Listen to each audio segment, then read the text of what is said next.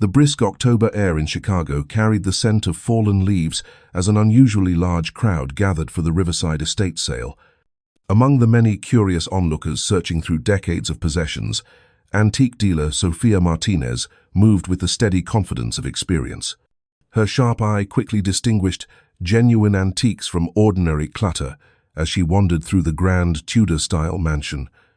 The Williamson family had occupied this house for nearly 100 years, but with the recent passing of Margaret Williamson, the last surviving heir and a woman without children, their lineage had quietly come to an end.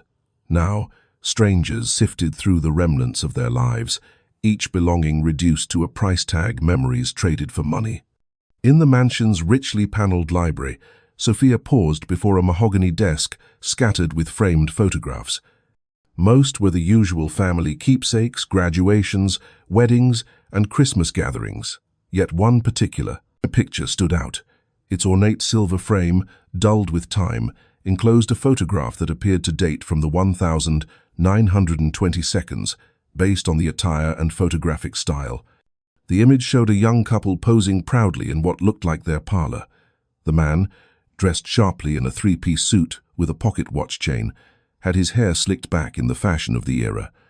Beside him sat a graceful woman in a drop-waist dress typical of the flapper age, a soft smile on her lips. Cradled in her arms was a baby, no more than 6 months old, dressed in a fine white lace christening gown, the kind wealthy families commissioned for special occasions. At first glance, it was a perfect emblem of the roaring 20s, a prosperous couple with their beloved child, captured in a moment of domestic joy. The professional lighting and careful composition suggested a formal studio portrait rather than an informal snapshot.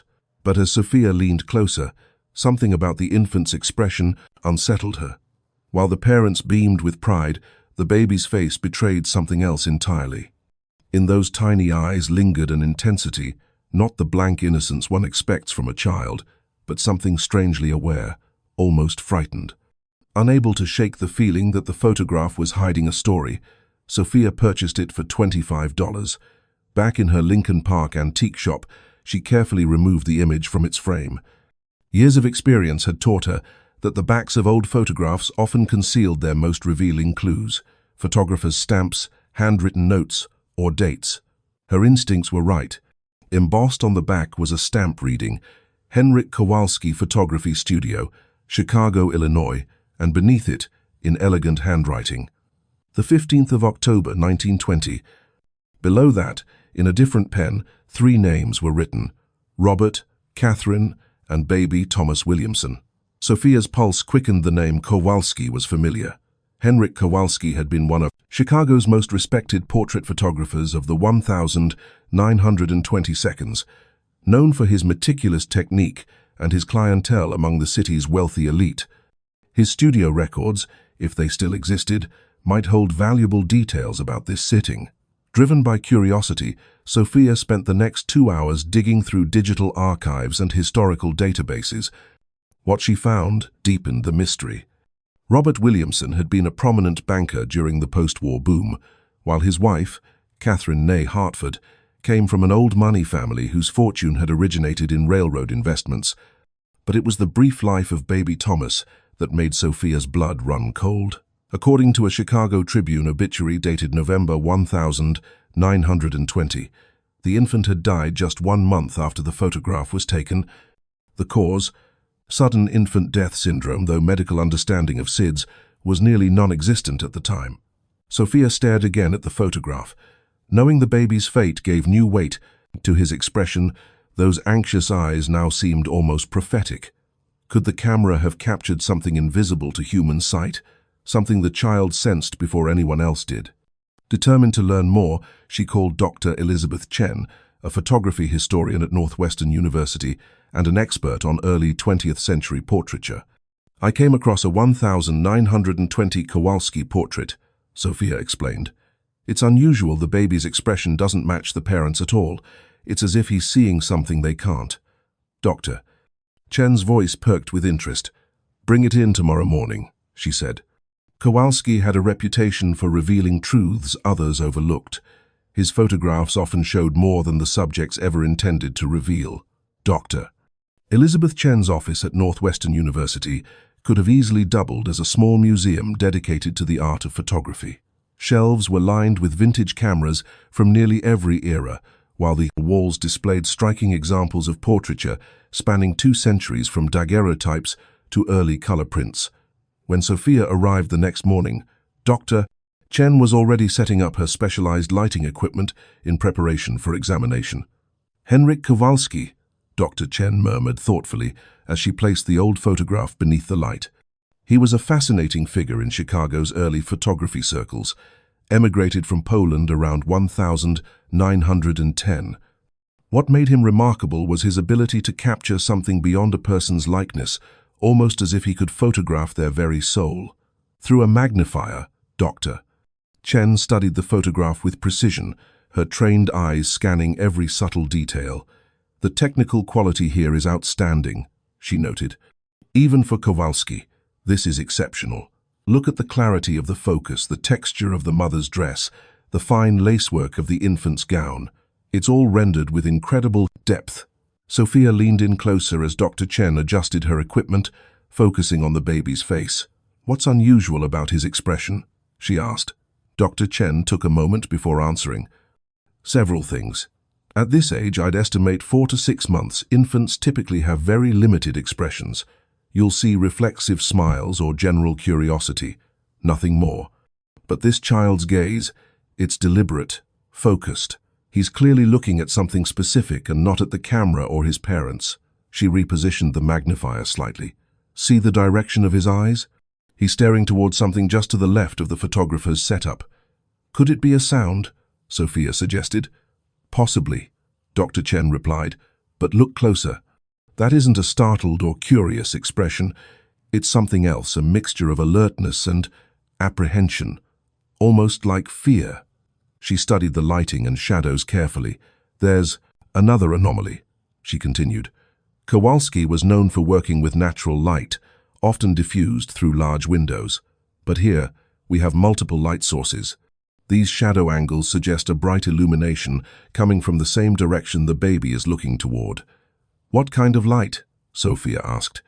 "It's difficult to be certain," Dr. Chen said, narrowing her eyes. "It doesn't match the soft sunlight Kowalski typically favored. This looks more like a reflected glare, possibly from a mirror or an additional lamp placed off to the side. It's uncharacteristic of his studio work." Leaning back in her chair, Dr. Chen removed her glasses and folded her hands, a gesture Sophia was beginning to recognize as her signal for something serious.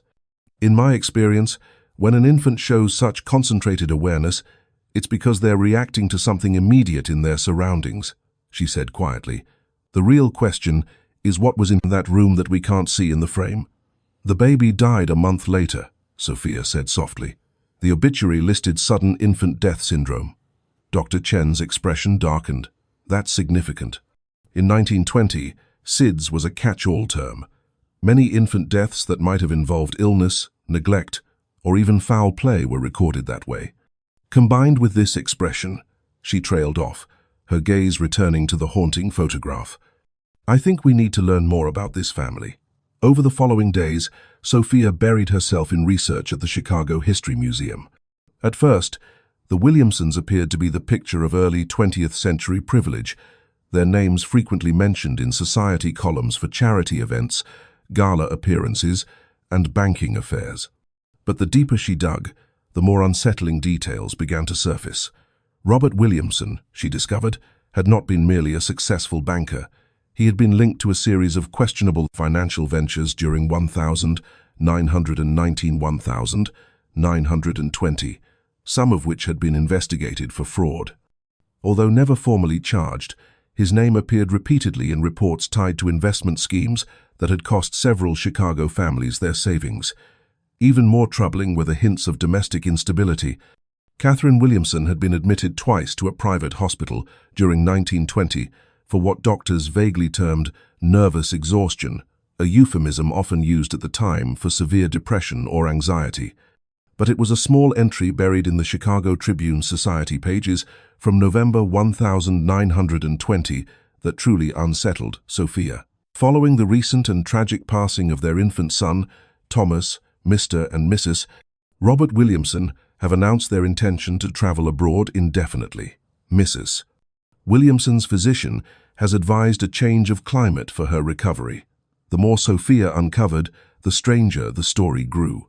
Property records from Cook County revealed that the Williamsons had sold their North Lake Shore Drive home in December 1920, barely 2 months after the portrait session and only weeks after Thomas's death.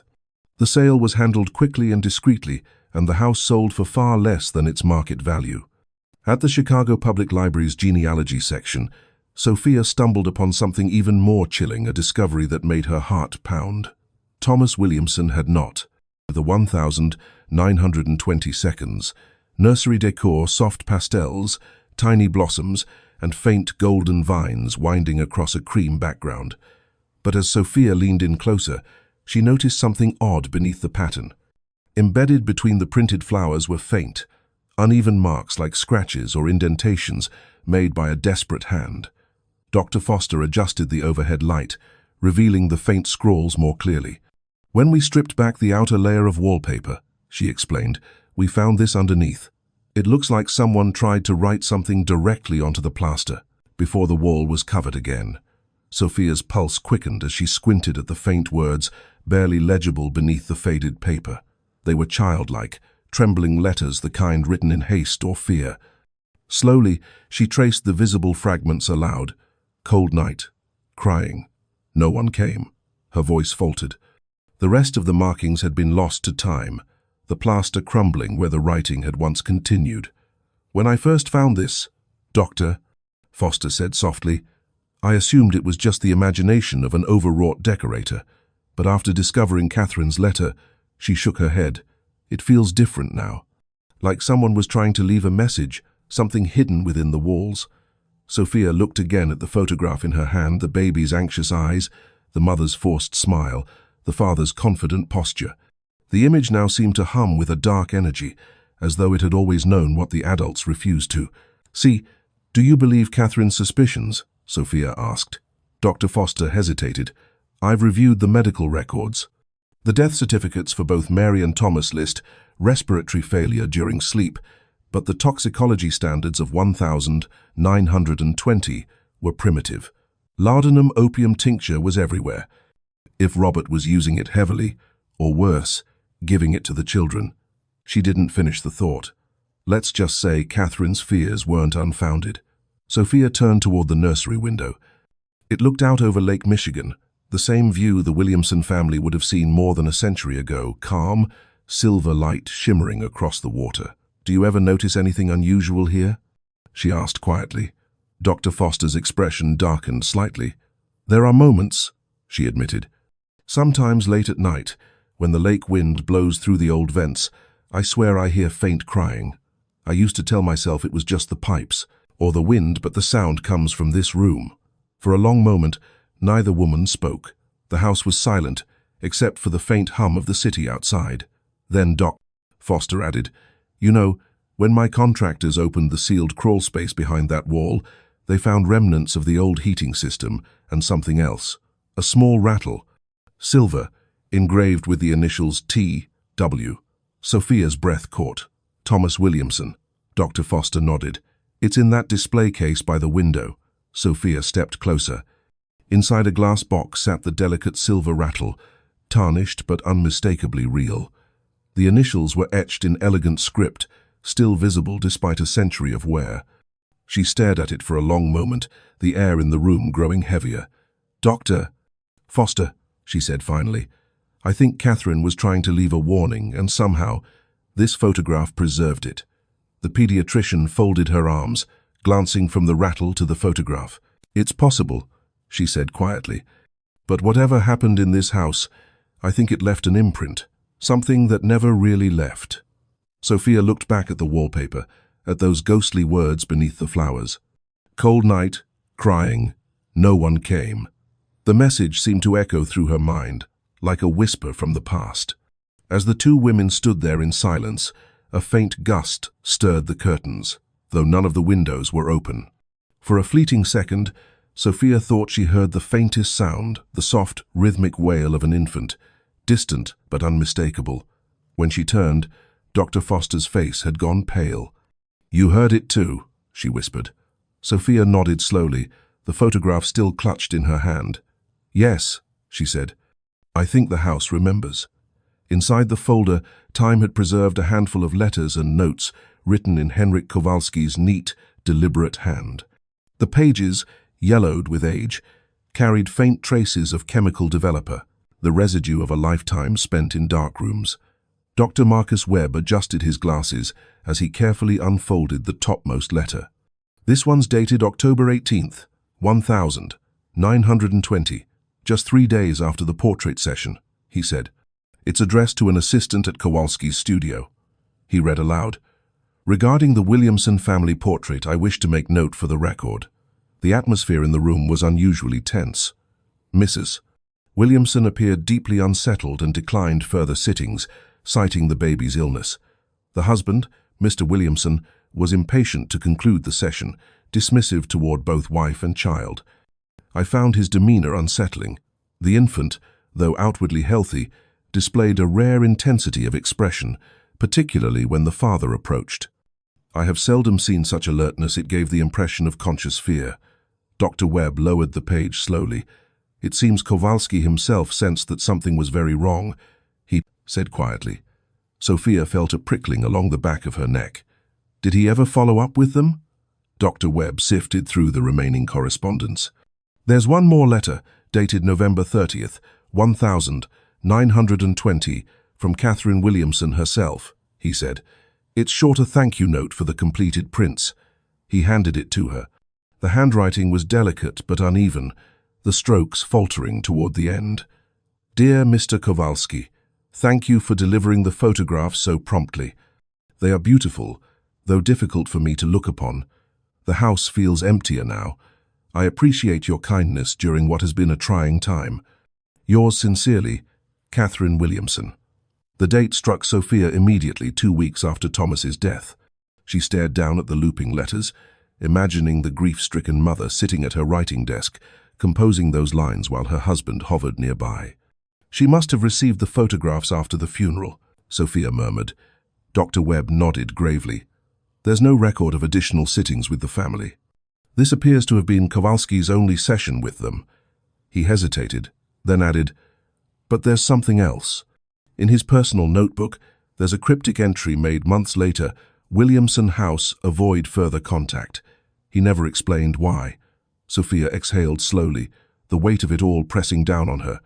Between Catherine's letter, the diary fragment, and the physical evidence in Dr. Foster's home, a grim truth was taking shape, one that history had quietly buried beneath polite euphemisms and fading ink. "Dr. Webb," she said, her voice low, "can I get a copy of these records?" "Of course," he replied, "but I must warn you, if you plan to publish or exhibit this, tread carefully. Families like the Williamsons had influence. Even now, their descendants might prefer certain stories remain untold." Sophia gave a small, grim smile. Sometimes the past deserves to be disturbed. That night, back in her Lincoln Park apartment, Sophia spread out everything she had gathered: the photograph, the diary page, Catherine's letter, and Kowalski's notes. The story they told was clearer now. A mother who suspected her husband was harming their children, a photographer who caught a fleeting moment of truth on film, and a baby who seemed to sense the danger long before words could name it. As she studied the photograph under the soft glow of her desk lamp, Sophia noticed something she hadn't seen before, a faint reflection in the polished wood of the side table near Catherine's chair. She adjusted the angle of the light, and her breath caught. It wasn't just a trick of shadow. There, blurred but unmistakable, was the outline of a man's hand reaching toward the child. The pose didn't match Robert Williamson's visible position in the frame. This hand came from outside the composition, from the same direction the baby had been staring toward. Sophia sat frozen, heart hammering, as the implications sank in. The camera hadn't just captured fear, it had recorded the source of it. Somewhere in the darkness beyond the frame, the same direction the infant's terrified eyes had turned, something or someone had been there. The sitting. I could feel Thomas trembling each time Robert came near. Even the photographer noticed. He suggested we reschedule, but Robert refused. When the flash went off, Thomas turned his head not toward the camera, but toward Robert. His eyes, I shall never forget that look. It was as though he knew. I could not stop shaking afterward. Robert called me hysterical and sent me upstairs while he settled the payment. I heard him speaking sharply to the photographer, something about discretion and the importance of privacy. When I returned, Robert had already gathered the baby's blanket and the little bottle he'd been keeping in his coat pocket. I do not trust that bottle. The diary entries following that day grew increasingly frantic. Catherine described her growing certainty that Robert was administering laudanum to Thomas under the guise of medicine. She had written of finding the baby in unnaturally deep sleep, his breathing shallow, his skin pale and cool to the touch. She described nights spent sitting by the crib, watching, trying to intervene before Robert could dose the child again. The entry for October 20th was nearly illegible, the ink blurred by what appeared to be tears. Thomas will not wake. I sent for Dr. Havisham, but Robert dismissed him before he could examine the child properly. He told me I was overwrought, that Thomas needed rest. But I know what he's done. From that point on, Catherine's diary became a record of both grief and fear. She wrote of hearing Robert pacing at night, of his sudden temper, of her growing conviction that her own life was in danger. She described how she began sending portions of her diary to her sister Margaret in secret, mailing them from different post offices to avoid Robert's notice. The final entry, dated November 23rd, just 2 days before the letter she sent to Kowalski, read, "I cannot stay here any longer. Robert grows more erratic. I believe he means to harm me as well.